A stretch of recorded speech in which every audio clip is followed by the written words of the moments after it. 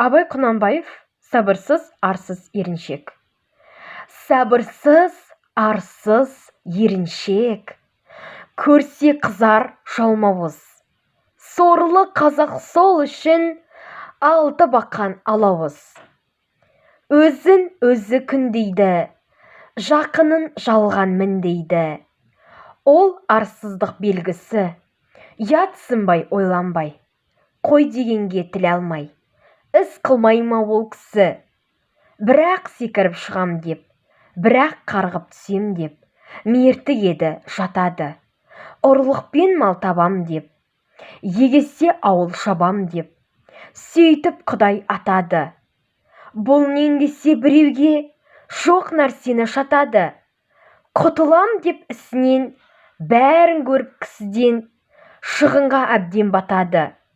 Бұл болмаса онысы, аударылып қонысы, алыстан дәм татады. Қызмет қылып мал таппай, ғылым оқып ой таппай, құр үйінде жатады.